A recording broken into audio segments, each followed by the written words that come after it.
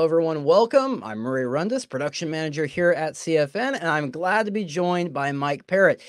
He really needs no introduction in the trad world. He's well known for hosting RTF Media, as well as co-hosting The Rundown. Thanks so much, Mike. How have you been? Great. Happy to be with you, and an honor to be on CFN for the first time. Absolutely. Well, Mike, we could have had you on to talk about a large amount of things, but we really wanted to have you on to really talk about this new movie. It's kind of split the trad world in many ways. A lot of people for it, some people against it. And we wanted to have somebody on to really give a defense of the film from a traditional Catholic point of view. So to begin, really, what role did you play in the production of this film? Good question. I had two roles. I was the executive in charge of production, which you can see my director's chair behind me over my shoulder to indicate that role. I was also the controller of the film, which most films or many independent films don't have a controller. Typically, you would have a controller for a studio film. This was not a studio film. It was an independent production. In fact, the largest independent production of all time. Eclipsing even The Passion of the Christ in terms of size and gross budget and complexity and all of that. So my job basically was to back up the two primary producers and be basically their right-hand man and their number two person on set at all times. Well, you talk about this being an independent production. I think there's been some misconceptions about this film, and I'm hoping you can clear this up. There's been a lot of talking about Angel Studios, which many people might be familiar with them for producing VidAngel, the streaming software. What role did they play in the production of this film, if at all? Yeah, that's a good question, Murray, and that's an insightful one. A lot of people associate Angel Studios with the Mormons because it is controlled primarily by Mormon money. It is located in Utah. I've been to their production facilities. I have a relationship with them, and in fact, in my prior life, I negotiated a deal with Angel, so I know them very well. They served no role whatsoever in the production of this film. The film was produced in 2021. I and my family, 6 children at the time, were involved in the film. All of us were in it, and we were, and our blood and sweat and others were in it as well. The film was independently produced years before Angel Studios got involved whatsoever. So they had no say whatsoever in the production of the Cabrini movie. The Cabrini movie was made by traditional Catholics, and it was conceived and it was funded by Catholics, maybe not traditional Catholics, but a Novus Ordo Catholic funded it. And as far as I know, the writer, the director, the producer, and many of the production staff, including myself, did everything we could to tell the true story of the first American saint, Mother Cabrini. Yes, and you mentioned the large staff of traditional Catholics and also Novus Ordo Catholics as well. What I wanted to ask is, do you consider Cabrini a Catholic film? Well, I don't know. That's a good question, Murray. I mean, I guess it would depend on what the definition of what a Catholic film is. I mean, a Catholic film is what? Is it made for Catholics? Is it made about Catholic stuff? I mean, the Catholic faith is a treasure trove of good stories, and Francis Xavier Cabrini has a remarkable story that is worthy of cinematic exposure. In fact, I've always thought that maybe the Francis Xavier Cabrini story should probably be told in a longer format, like in a serial format. She probably deserves 8 or 10 or 12 hours, of hour-long episodes, because there's so much that didn't even get captured in the film, including her relationship with Chicago, her relationship with New Orleans, and all the massive scope of her charitable empire that she was able to amass, which eclipsed the charitable empire ever envisioned by the Rockefellers or the Vanderbilts or anybody else in sort of the American industrialist complex at the time, who would have been her peers and competitors in that regard. And so I don't know. I mean, the way that it is marketed to a mass audience. The attempt is to tell the story of the first American saint, Mother Cabrini, to a white audience. So far, as we're recording this anyway, it's done, like 15 million in the US box office, which is very decent and respectable for an independent film. I'd like to see higher numbers. I hope to see higher numbers. I hope that word of mouth will get out, and I hope that more Catholics will go out and support it. But I think that what I've learned being in the traditional Catholic movement, at least now for the last, 12 plus years, is that we traditional Catholics like to make the enemy, the perfect, the enemy of the good. And so we say, well, there's one flaw in the movie, and so I can't see it. But these will be the same people that would like go to Disneyland or whatever. It's like, well, okay, well, what is the actual principle here that you're appealing to? So I think some people are like no media people, and I respect that. I don't have a television at my house currently. I don't subscribe to any television or movies or anything like that. So I'm a no media kind of guy, and which is, for a film producer, that's probably a weird place to be. But I guess circling back to your question, Murray, I don't know that this would be a Catholic film per se. It's definitely a movie about a Catholic saint. It is told for a wide audience. It tells the truth. You see my dog walking in the background. I don't know why the children put like a life vest on this dog as if he has some fear of drowning here in the heart of America. But so I don't know the answer to your question, frankly. If the definition of a Catholic film is something that is made for a Catholic audience, then no, it's not made for Catholics. It's not a low budget film. This is the biggest budget film ever independently produced by anybody. I mean, it's an astounding achievement. It is an insurmountable achievement. So many people I know. You have a background in the business, and I looked that up, and you and I probably have a lot of common friends. We could talk about that maybe offline, especially in the Disney community. But I think people underestimate the difficulty of producing a film of this magnitude. Look, if this was like a little production, a little $600,000 production or something, fine, throw stones at it and say, oh, it's not Catholic enough, or it's feminist, or it's whatever.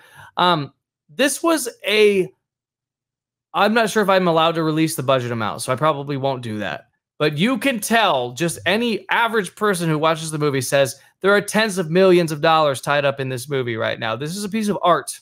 This is for the ages. This is for people to study. There are things that the camera does in this movie that have never been done before in filmmaking, and quite possibly could be studied in film school going forward. So I don't think that I would say that it's a Catholic film, but I also don't agree that there ought to be Catholic films. I think that Catholics should make films, and Catholics should dominate the arts the way that Catholics have always dominated the arts. You go back to the Middle Ages, and Catholics dominated art, architecture, literature, poetry, music, theater, whatever it is. Catholic, the good, the true, and the beautiful all goes together. And so I wouldn't say that this is a Catholic film, some low budget thing that are just made for Catholics, like a self-licking ice cream cone. No, this was made to convert the world. This is made to take the message of Mother Saint Cabrini to the entire planet.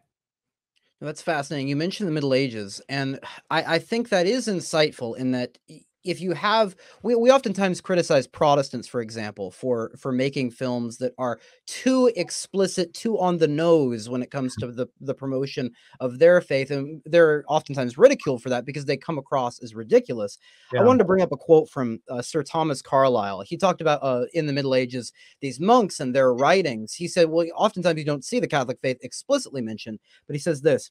He says, religion lies over them like an all-embracing heavenly canopy, like an atmosphere and life element which is not spoken of, which in all things is presupposed without speech. And that's how I judge films that have the Catholic faith in them. They sort of need, the religion should be presupposed and not be promoted on the nose necessarily, said explicitly. However, I do want to ask you this. This movie is about a Catholic saint, as you mentioned. Do you think the film does a good enough job in showing her deep spirituality in this film? Because she is a religious, and that should be at the heart of her message. Do you think that the film does a good enough job in doing that? Do you think the film needed to do that? Well, I think that's a fair question, and possibly something worthy of debate. I will tell you, as the number 3 producer on the film, you know, you only have so much sway in terms of how it's written, how it's directed, how it's produced, how it's distributed, how it's marketed, how it goes out, you know, to the folks out in you know, how it's edited, etc. I think that you know, you look at Tolkien and the Lord of the Rings especially, and there's nothing Catholic about it, but there's everything about it that's Catholic. And I know people like my good friend Bug Hall, who actually starred in the film, the Cabrini film, who was converted in part by Tolkien. So, I mean, if Catholicism is like the sky spread out above everything that there is in the film, then you don't necessarily need to see Mother Cabrini receiving the Eucharist at Mass. You already assume that she's doing that on a regular basis because that's part of her order. The other thing is that we have lost in our, especially in the American tradition, because perhaps we never really had, we have lost an appreciation for 2 things. Number one, nonas. If you've ever met an Italian woman, an Italian grandmother, she is at least as pushy, at least as decisive as Francis Xavier Cabrini. It's a cultural thing. So people say, oh, well, she wasn't very religious and she was kind of feminist and she kind of relied on her own power. No, that's just kind of how Italian women are. And if you have a nona, you either get that or you don't. You know, if you don't have a nona, you don't get that. So a lot of us that are kind of like just I don't know, mutt Americans that don't have any connection to the old world, we're not going to understand what a Greek or what an Italian or what a Spanish or what a Southern European woman is like. They're tough people. You know, an Eastern European woman is a tough person. You take your Hungarian grandmother, your Stregonona or whatever. She's going to be a very tough character. Even an Irish woman is a tough character. In the United States, the grandmothers are like, oh, they're like pushovers or whatever. And they're very nice and soft and fluffy and everything. You have to put your 1895 hat on and realize what it took to survive in 1895, especially in the United States that was anti-Italian. You know, New York City was run by 2 people, the Dutch Protestants and the Irish Catholics. And the Irish Catholics had been slaves since they had come over in the famine from the 1850s. So they spent more than a generation rising unto a level of respectability in New York City. And then come all of these poor Italians. And the Irish look at them and they say, well, you got to do what we did. It's going to take you at least a generation. Good luck. At least we have the common faith. Welcome to the United States. I think the second thing worth considering is the fact that we have such a lack of religious amongst our culture, especially in the United States of America, but around the world. And there's a huge distinction between the active and the contemplative. Mother Cabrini's order was not contemplative. In fact, it was the first of its kind. It was active, extremely active. And their goal was to build hospitals and nurseries and schools and to minister to the poor. And Mother Cabrini's order did all of these things. And, you know, so to pretend that they would spend 5 hours a day in contemplative ecstasy in front of the Blessed Sacrament, that's not their charism. And we are so lacking in religious in our country. In fact, I mean, even in the traditionalist movement, we're not putting out vocations. I mean, St. Alphonsus says 1 in 3 adults has a vocation to the religious life. Are traditionalist families giving up 1 in 3 of their children? They're not. They're absolutely not. There is a dearth of vocations coming out of traditionalist families, and they're the ones throwing stones at the movie. So until you're putting up your daughters into religious orders, and some of them are active, and some of them are contemplative, and some of them are semi, and some of them are Augustinian, and some are Franciscan, and some are whatever, until you're putting your daughters into religious orders, how could you possibly throw stones at an accurate portrayal of Francis Xavier Cabrini, who put her life on the line and risked and brought, you know, many sisters over? My only like I guess pain in this movie as an Irishman is that we did not see the fact that she actually had a lot of Irish nuns in her order, and we only see Italian nuns. Hmm. So there's that, Murray. Something I wanted to ask you is you mentioned this is an accurate portrayal of Saint Francis Xavier Cabrini. One thing that does have to be realized is that it's a film. It's not a documentary. It's meant to have a story to it. It's meant to have a something it's trying to get across. What Mhm. do you think is the intended message? Uh, the intended message, the point of the story that this film is trying to get across. You mentioned it's not an explicitly Catholic movie, so it's not meant necessarily as its primary motive to spread the Catholic faith or to go into one detail of the Catholic faith. But and it's also, as we mentioned, not a documentary about Saint Francis Xavier Cabrini. So what would you say is the message, the take home message that the film sets out to deliver? Yeah, you're right. It's not a documentary. Some people want it to be. I think the ending of the film is something quite different from the ending that we actually shot. So, I will tell you from behind the scenes, I guess, from someone who was there on the day that we spent, six figures to shoot a certain ending we didn't even use. The ending sort of turned into like this PowerPoint slide of like, oh, she did all of these things and she built all these places and she went to 6 continents and all this stuff. Mm. And so I look at the ending and I'm just kind of like, oh, okay, well, we could have maybe just used the one that we shot. But to your question of like, why make the film or what's the point of it? First of all, I think it conveys who she is. Most American Catholics, if you say, well, who's the first American saint? They would say like Saint Seton maybe, or they may say Saint Kateri. Almost nobody would say Mother Cabrini. And it's a technicality, of course, because the United States has an immigration policy where you become a citizen when you come here legally and you just become a citizen. Mother Cabrini became a citizen of the United States and she was canonized. So she's the first American saint, even though she was Italian.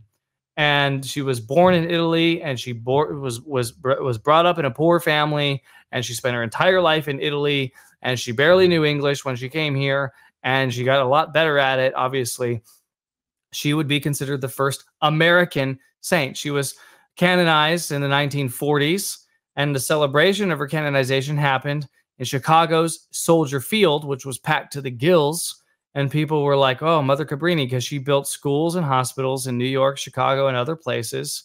Her shrine, her national shrine, is in Denver, Colorado. I mean, that's the extent of her reach back before cell phones, before internet, before emails, before plane travel. And she transversed the Atlantic so many times when it was extremely risky to do so. I think the second reason, besides the number one reason, was who she is, to tell the story of who she is. And for the financier, the man who wrote the checks for the movie, and look, he's not a traditional Catholic. That's fine. I admit that. I don't think that's a big surprise. He probably has political beliefs that are unpalatable to the CFN crowd. He probably has political beliefs that are at odds with my political beliefs. But he came to us and he said, I want to tell the story of Mother Cabrini. Mother Cabrini was important to his life, and he wanted more people to know about her. This particular financier lives in Philadelphia, and Mother Cabrini is pretty big in Philly, as well as the tri-state area. And so the number one goal of his was to tell a cinematic story of Mother Cabrini and who she is. I think we did that. Number two would be the beauty of the faith, because this was not just a story about a strong woman who happened to be a nun, as some people have portrayed it. No, the reason why Saint Cabrini was able to accomplish everything that she was able to accomplish, she had been fired from 3 different orders for weakness of constitution. She had tuberculosis and weakness of her lungs. She had a weak and fragile constitution throughout her entire life, and yet she had the audacity and the boldness to found an order, not just any order, the first missionary order of women that has ever been founded. And she had to go to Pope Leo XIII himself to convince him to found it. And she did. And we portrayed that in the film, and that was so exciting. We actually went to Rome, and I was there in Rome setting up the filming, and it was amazing to film in St. Peter's Square and to do all of those things. She goes to Rome, and she convinces Pope Leo XIII, whom I believe is a saint, actually, who gives us the St. Michael prayer. Pope Leo the 13th gives us so many things. The patrimony of Leo the 13th is incredible. In fact, hanging in my house is a huge painting of Leo the 13th that actually came from the movie set, and I just like pillaged that, and I was like, I'm taking this to my house. So it's hanging in my dining room. And he says to her, and this is all true, you will go west, not east. She dreams. Her name is Frances Xavier Cabrini. She spends her entire life believing that she's going to follow in the footsteps of St. Francis Xavier and go to China and go to India and go to Pakistan and go to Afghanistan. She wants to go to the East, and she believes that the East has been forgotten. But Pope Leo the 13th throws her a curveball and says, you know what? If the world is not large enough for what you intend to do, why does it matter if you start in New York City? And he hands her a box. This all happened. He hands her a box full of letters from Italians who were believing that the United States was paved in gold, and it wasn't. And, you know, people don't understand that there were waves of immigration into the United States of America, and that's what makes us a quote-unquote melting pot. And the Irish came, as I said, in the middle of the 19th century. Towards the end of the 19th century came 2 million Italians into New York City, and they lived like rats and dogs, and they died in the streets. And New York City was trying to fashion itself as the new London, the new financial capital of the world. And you had the Upper East Side and Upper West Side, and these things were already developing. And there was a lot of commerce, and there was the Dutch Protestant, quote unquote, work ethic. And then there were the Irish Catholics that came along and helped build. They were the workforce to build New York City. And at the time that Cabrini came, and this was not captured in the film, Italians were forbidden from attending Irish Catholic churches. Now think of it. Today, the distinction that we make here at Catholic Family News or wherever is, are you a traditional Latin Mass or are you not? Right? Well, back then, all the Masses were traditional Latin Mass. They were all Tridentine Masses. And the distinction was made, are you a Polish Mass? Are you a Czech Mass? Are you a German Mass? Are you an Irish Mass? Or Italian Mass? Whatever. And you're supposed to go with your ethnic community. We have lost totally any connection to the old world. I mean, I look at you, I see, I can tell you probably have Celtic blood, Murray. And you can probably, yeah, I mean, it's pretty obvious to me. I'm half Celtic and I'm half Spaniard or Visigoth, if you will. We have lost the connection to the old world, and we don't have ethnic parishes, and we don't speak our native tongues, and we don't. In the movie, you know, one of the arguments made about the movie is that, oh, it's pro-globalist and it's pro-open borders and it's just let everybody in or whatever. What are you talking about? Cabrini educated the orphans in English. She taught them American values. She taught them to be Americans, but they would sing in Italian.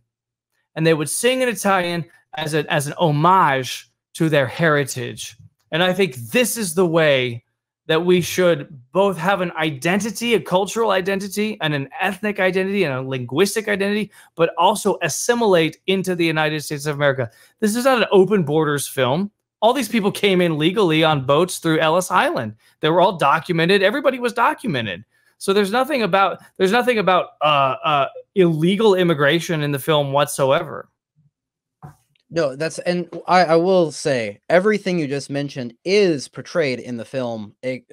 Really exactly how you just stated it. It's made a pretty principal part. There's a notable scene where it says that the saint is teaching them to be proud Americans. So that's an important note.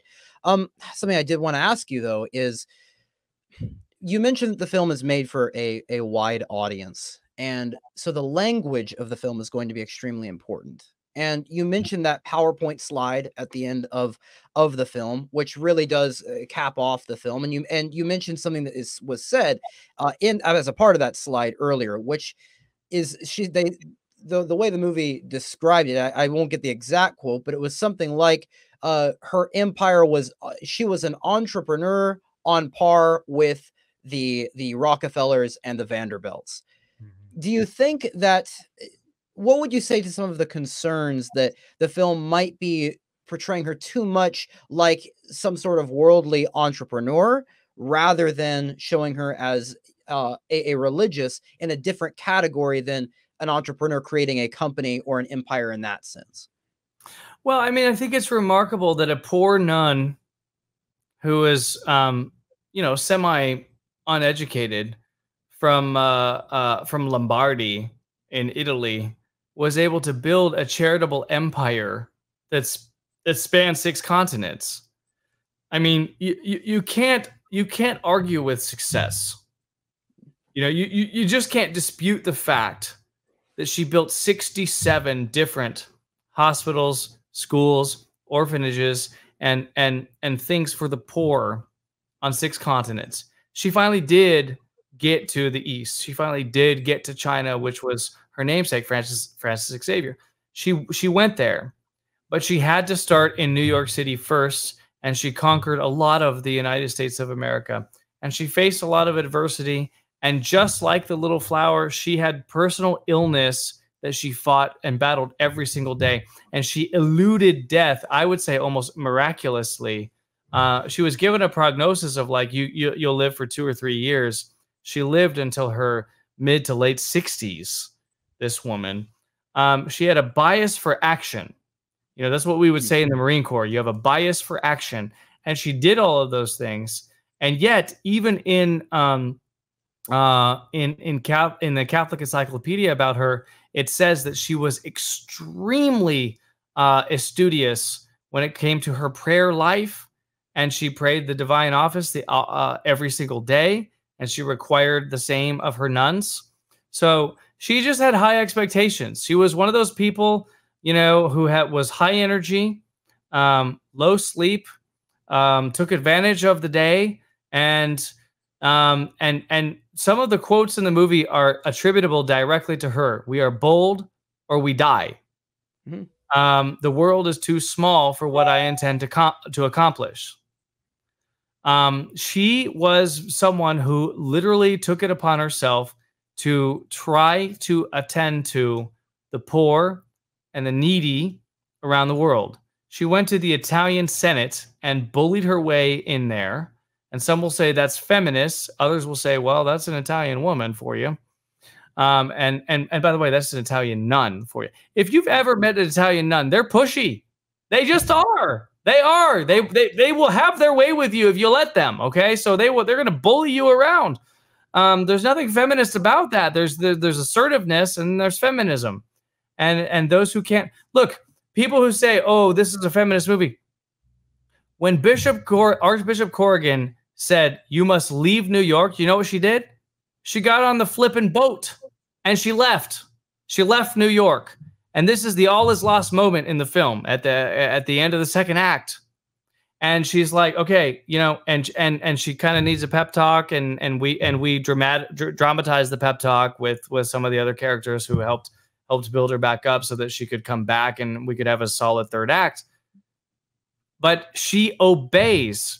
When the Pope says a certain thing, she obeys. This is not feminism. This is just assertiveness. This is Southern Europe, Southern European women and how they are. And so I want to dispel the rumors that the Mormons had anything involved with the movie. They didn't. That the feminists had anything involved with the movie. They didn't. And frankly, this is a movie that is safe for traditionalists to go and watch. And I think it's frankly, it's an inspiring film. And I don't just say that because I happen to be one of the producers of the film. I watched it a couple times in theaters.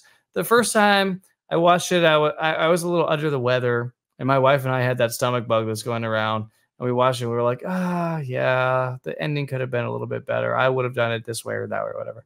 I took my children to it, and they were all in it. My children were, especially in that famous scene where they zoom in and there are 3 homeless boys there. Those are all my sons. And when I took the children there, I realized, you know what? This movie's pretty good. It really is. And it's very inspiring.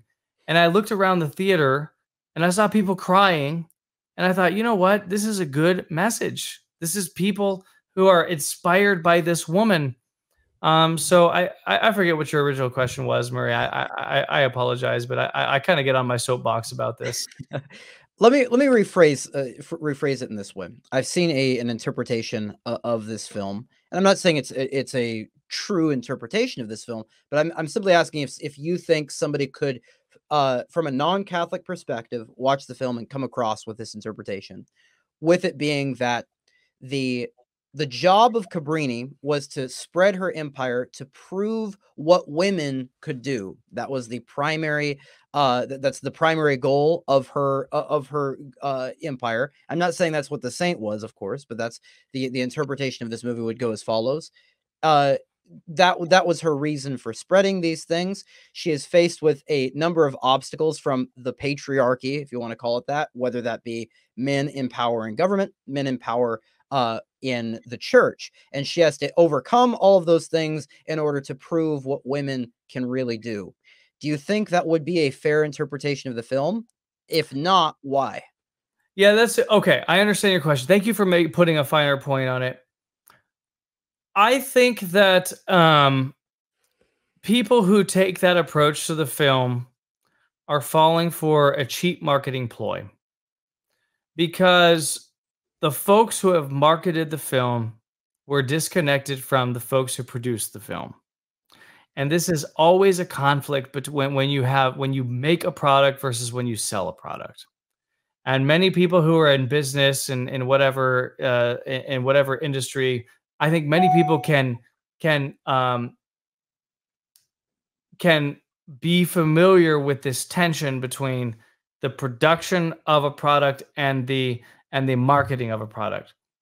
In terms of the marketing of the product, it was decided by the powers that be, including the Mormons at Angel Studios, that we should release the film on International Women's Day, and we should portray Mother Cabrini as this strong woman who is exceeding the expectations of what women can do in the 19th century and early 20th century, and that this is a movie about women's empowerment.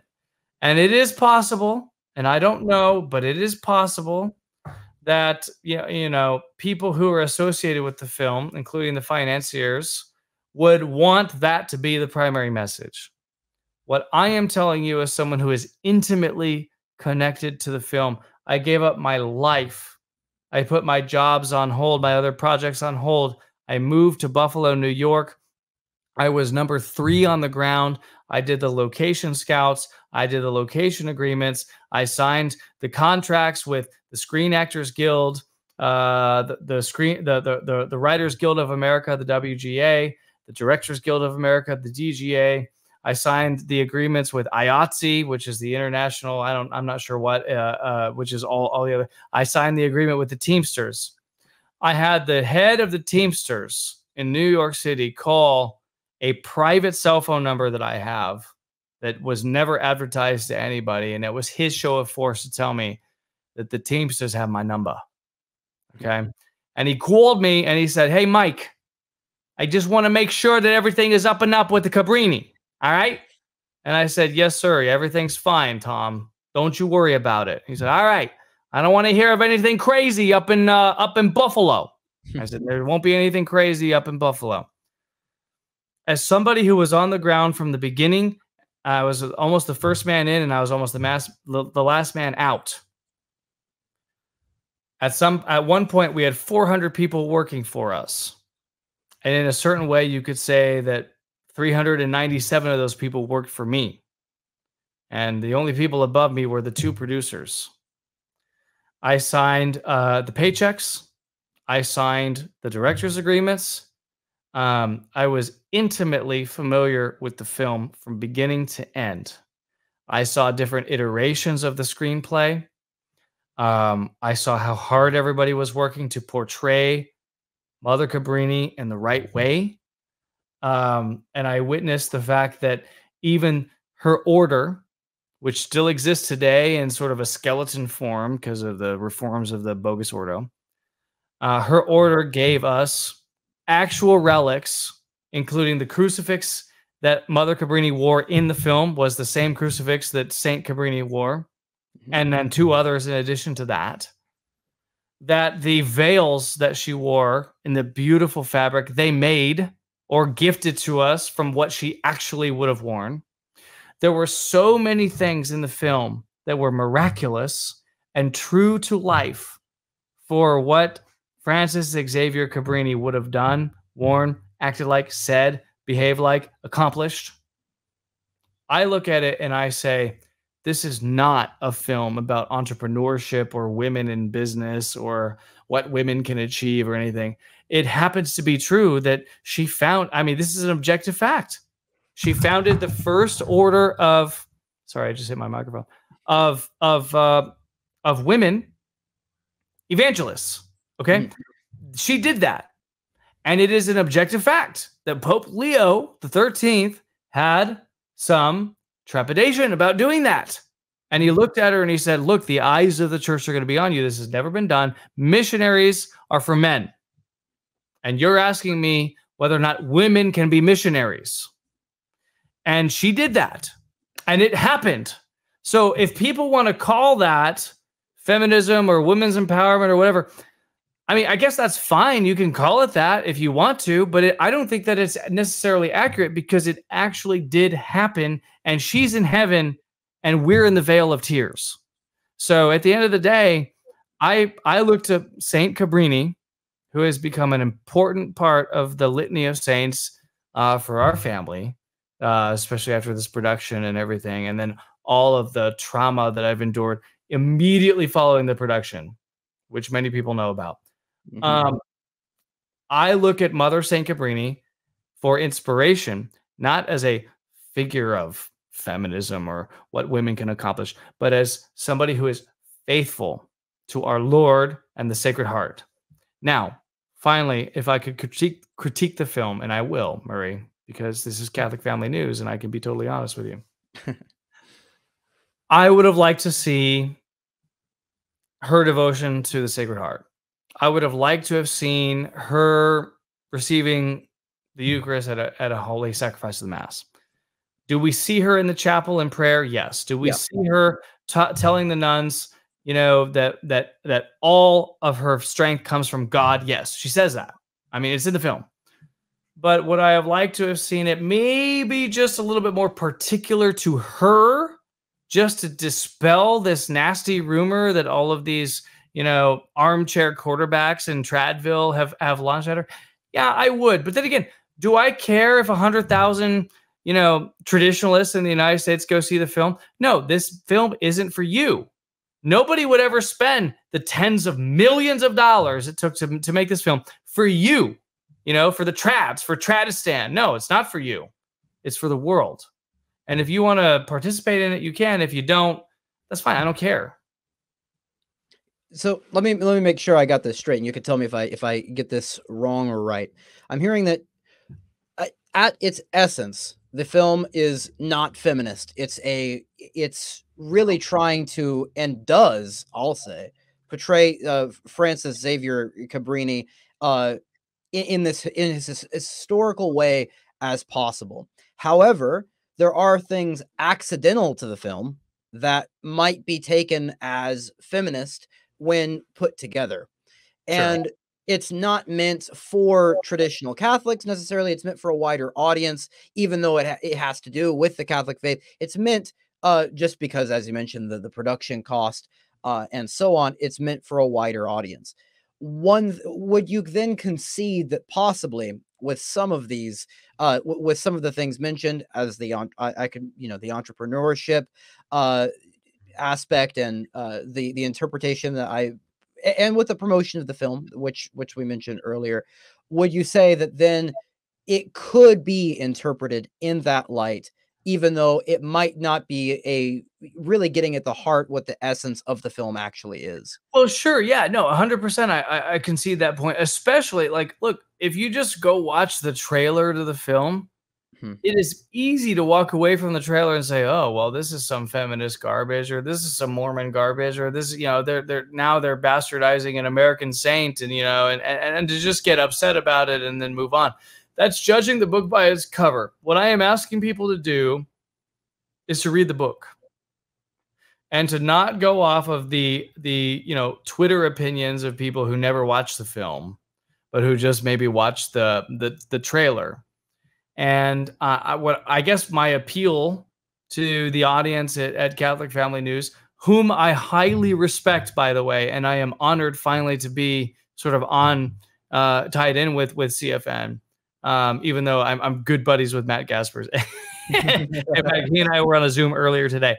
But what I am encouraging people to do is to ignore the cackling crowd of hyenas who have not seen the film and are just reacting to the trailer. And by the way, I am one of those people who would be a cackling hyena if I saw a trailer and I wasn't associated with the production, and I would say, "Oh, well, that looks like some garbage feminist thing, and I'm not gonna patronize it. I'll wait till it comes out on streaming so it's free, and maybe I'll watch it like with my wife and stuff or whatever."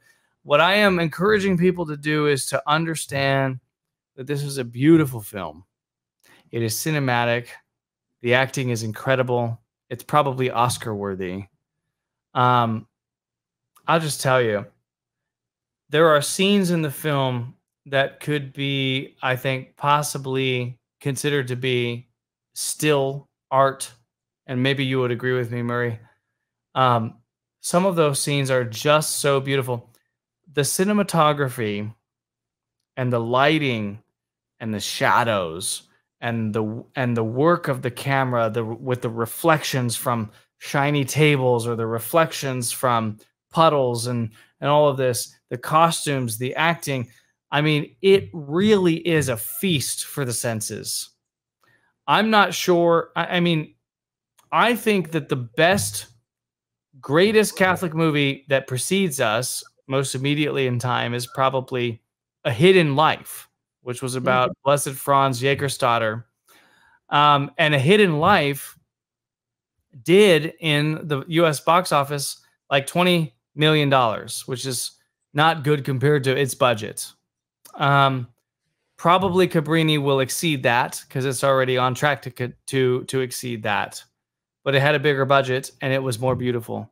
But I think you put The Passion and A Hidden Life and Cabrini in the same genre of films that are just objectively beautiful. The Passion obviously did really well at the US box and the international box office, and Mel Gibson had to pay for it personally. I've spoken with him about it. He had to put the money out himself because nobody would finance it, nobody would distribute it. In A Hidden Life, you did have 20th Century Fox put up the money for it. And in Cabrini, you had a private Catholic with 10 children in Philadelphia. You know, maybe he's liberal on certain things that you and I don't agree with, but he has chosen to use his estate and his wealth, his personal net worth, to make a movie about Cabrini, and he hired a bunch of trads to produce it. I mean, say what you will about it. You know what? You and I may not like his politics. He might call Nancy Pelosi and tell her to watch the movie and ask her to endorse it. We had a screening for Bergoglio, and he watched the movie. You know, these are things that probably, if I had to choose, I maybe wouldn't do. But at the end of the day, that's fascinating. Real quick, if I may ask, so Pope Francis has seen the film. He did. Wow, that's and that was about a year ago when he saw it too. So this, I mean, it's been done for a long time. It's been done and edited and sound corrected and color corrected and with all the music and everything for quite a while. Angel Studios showed up like as Johnny Come Late, you know, at some point last year and said, "Oh, we like this film. We'll distribute it." People say Angel Studio, they're like, "Oh, well, they made the Mormon film." What are you talking about? The movie was done, and Angel just said, "Okay, we'll put up the money to distribute it." Again, it can be confusing. This is a confusing business because sometimes the studio actually produces the film, the studio that distributes the film, and then other times the studio that distributes the film is merely the distributor. So it can be hard to distinguish these things for people that are laymen, and I understand that because I'm not a career film guy by any stretch of the imagination. I was a finance guy. I got into film when I was in LA. in 2016, and I've been doing it since then, on and off. So I understand the distinction, but I recognize that many people at home who are watching this or listening to this or whatever might not make that distinction, and I understand. I get it. I totally get it, and I don't fall. I'm not pointing my finger at any member of CFN or in the audience who might say, "Oh, I don't want to see it because Angel did it or whatever." But I will tell you, it's the same team that did Sounds of Freedom. That's true. Right. Absolutely. And same director too.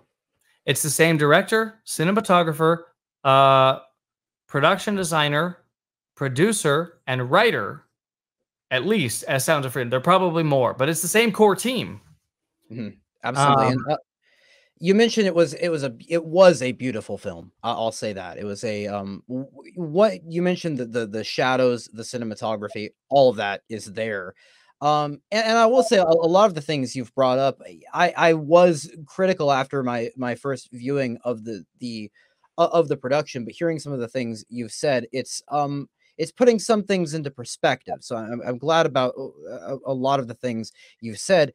I do want to ask though, would you suggest, let's say you're a traditional Catholic, let's say you have non-Catholic friends, do you think this is a good movie to take someone to and have them and have this be one of their first encounters to the Catholic faith? Would you say this is a good entrance point to introduce somebody to Catholicism? That's an interesting question, Marie. I'm trying to think of why to say no. I can't think of any reason to say no, really. What you see is a woman who is concerned with the inherent dignity of Italian children and women and men in New York City at a certain period of time when they were treated like garbage. We could have used the N-word in the movie, and I think certain iterations of the screenplay had the N-word in there for how the Italians were treated and what they were called by New Yorkers. At the same time, I would say that this is a film that demonstrates that the Catholic Church is a big tent organization. It's got a lot of people involved. Yes, there are politics. Yeah, I mean, look, the Cardinal Archbishop of New York City, even down to Dolan. Dolan is Irish. The last 12 or 15 of them have been Irishmen. There are politics involved in being the Cardinal Archbishop of New York City. You look at Fulton Sheen. Yeah. You look at some of the other famous ones, Dagger John. These were people who had to understand American politics and American society, and specifically New York City, and operate a vast Catholic Church infrastructure in, the largest city in the American empire, and one of the most complex cities ever known to man. I lived in Manhattan when I worked on Wall Street, and I regard my time in Midtown Manhattan as having lived in one of the wonders of the modern world. I mean, millions of people live there, and the city functions and it never sleeps, and it really is kind of like awe-inspiring. You could live in like Dallas, or you can live in Salt Lake City or Seattle or Boston or something, and you don't understand the complexity and the vastness of New York City. And this was even true in 1895 when Frances Xavier Cabrini was there with her Italian and Irish nuns on the ground, and they were caring for the poorest of the poor who would die in the streets, and nobody would care for them. So I suppose the question would be, do you want to expose your non-Catholic friends to this movie And would it be a proper introduction to the Catholic faith? Well, the Catholic faith is based on faith and works. Mhm. We don't just accept our Lord and Savior Jesus Christ, and we're and bow our heads reverently, and then we're in heaven. We don't speak about salvation in the past tense. It's not a thing that happened to us like last week or last semester or last year or last whatever. This is something that we work out our salvation in fear and trembling, like St. Paul told us. And so, or St. Peter. And so this is a future event. Salvation is a future event. And Mother Cabrini demonstrates, not only in the film, but in real life, she demonstrates that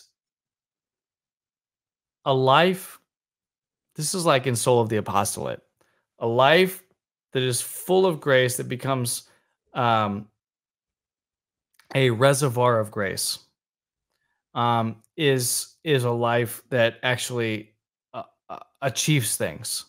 So unless we are personally holy, and she was, unless we are personally focused on our faith, then we can't do. Then we're just like a gong, like St. Paul says, and so and there's no charity to it. So we have to be a reservoir of grace, in other words, overflowing with it before we can actually achieve anything in our life. And she was that person. And so, I look at certain aspects of Tradistan, let's say, where people are like, oh, we need to like hold up these yard signs and stuff because there's this thing that we don't like or whatever. Picket signing, I'm not a picket signer. I don't believe in that. I just don't think it gets anything done. I think it's kind of a waste. I think there's vainglory to it. I think there's pride to it. I think there's whatever, all these other things that are attachments to it. But Mother Cabrini didn't have pride or vainglory or those things associated with her. And I think that taking a non-Catholic to this movie would say, hey, you know what? It would at least open the conversation, because a lot of Protestants are focused on the Protestant work ethic. They're like, oh, well, we've achieved all these things.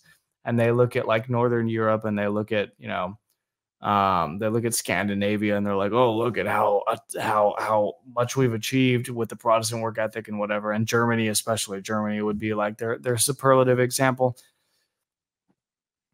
But nobody worked harder than Mother Cabrini. Nobody achieved more than she did. Nobody did more than what she did. And it's because she prayed. It's because she trusted in the Sacred Heart. And it's because she was a saint. And so I think actually there could be some great utility in taking a Protestant to the movie. But I've never been asked that question, Murray. So I apologize for the long answer. And I sort of meander and I think out loud. But I think I'm there. I think I would take them. Yeah, that's a fascinating view. There is a huge difference between the Protestant and Catholic view, and this might be an interesting starting place to start thinking about that. I wanted to wrap things up, Mike. What would you say is the future for Catholic filmmaking? What do you hope to see, and where do you think Catholic filmmakers can and should go in the future? What would you like to see? It's dismal. I mean, the future of Catholic filmmaking is dismal. Let me give you some statistics. There are approximately, well, I'm not sure exactly the number, but 1 in 1,000 screenplays that are registered with the Writers Guild of America, the WGA, ever end up becoming film or television projects. Okay, 1 in 1,000. All right.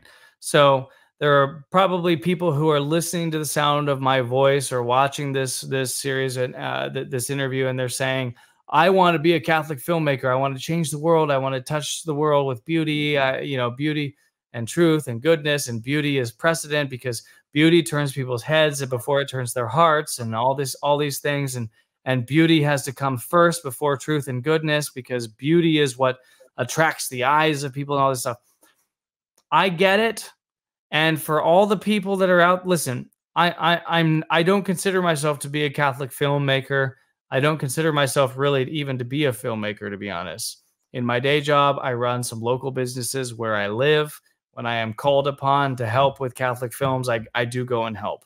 That has been less often ever since the certain fiasco that most people know about. And some people are wondering, like, what are you guys talking about? I think that the future of Catholic filmmaking is dismal for so many reasons. It has become such a technical art form that you can't necessarily merely just have the desire to be a Catholic in Hollywood. I have people that reach out to me. I know Bug Hall has people reach out to him. And our mutual friends, our mutual Disney friends, Murray, they have people reach out to them all the time, and they say, I feel a calling from God, to come to Hollywood and to sanctify it and to make Catholic content and whatever. The fact of the matter is that, you probably don't have a calling from God to go to Hollywood. Hollywood is a cesspool. It is dismal. It is terrible. It is as diabolic and destructive and evil and grotesque as all the worst things that you've ever heard about it, like Squared or Cubed or Raised to the Power of 10. And so I would say that the future of Catholic Hollywood is dismal.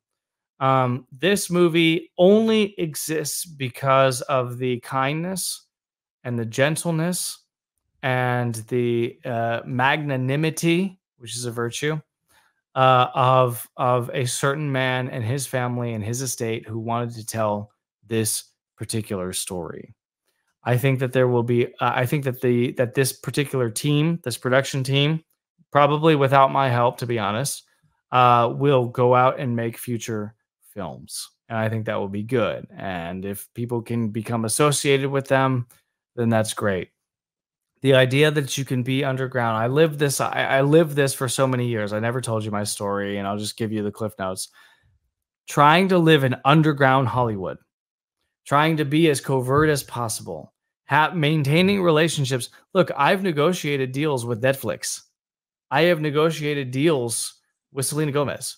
I have negotiated deals, and being an underground Catholic who is like hiding the faith and 17 layers deep and trying to play 4 or 5, 6-dimensional chess and saying, well, let's make a movie that is enlightened with Thomistic values, but is not overtly Catholic. I'm not so sure that works. And I'm not sure what the rules are here, Murray. So I'm going to be as kind as possible about this.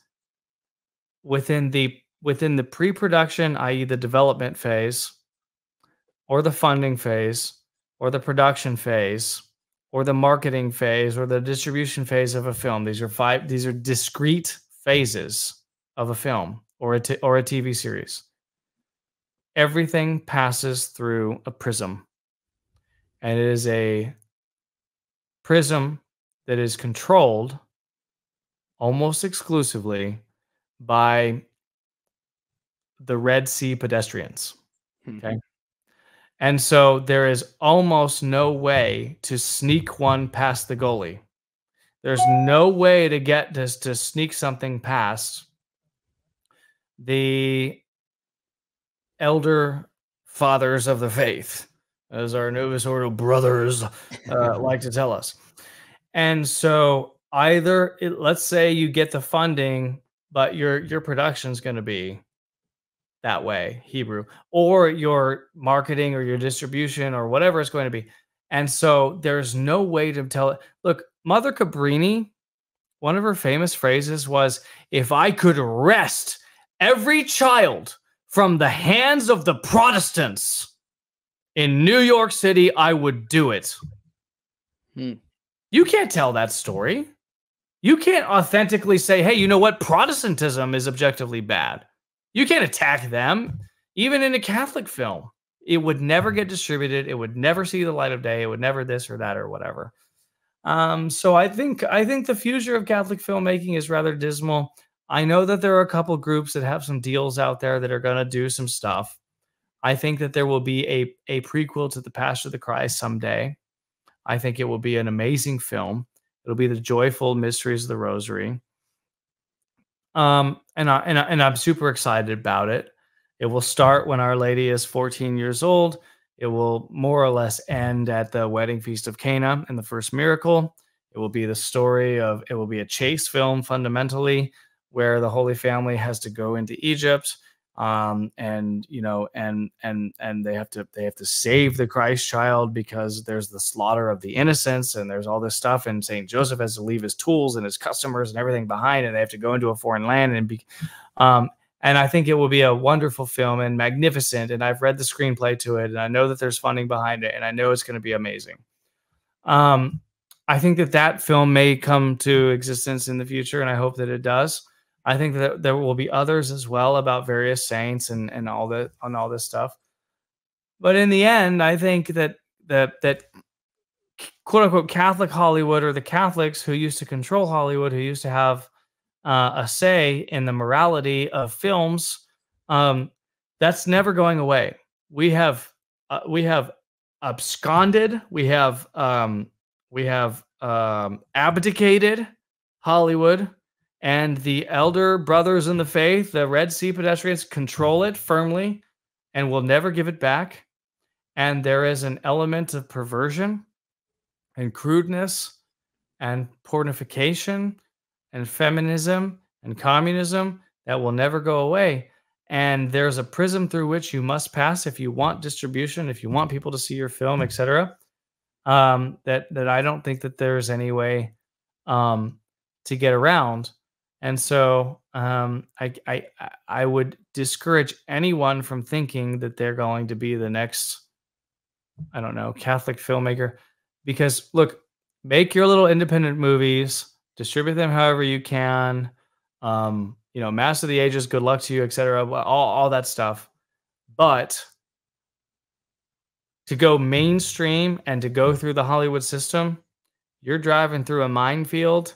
And brother, there are mines everywhere, and you don't have a minesweeper. And when you get blown up, it's really sad.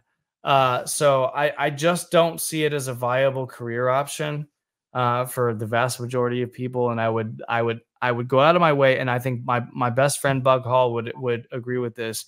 He would discourage anyone from trying to go into the business, or thinking that, like, look, he used to say, you're not the Blues Brothers. We don't have a mission from God. You know, you don't have a mission to go infiltrate Catholic Hollywood, because there is no such thing as Catholic Hollywood.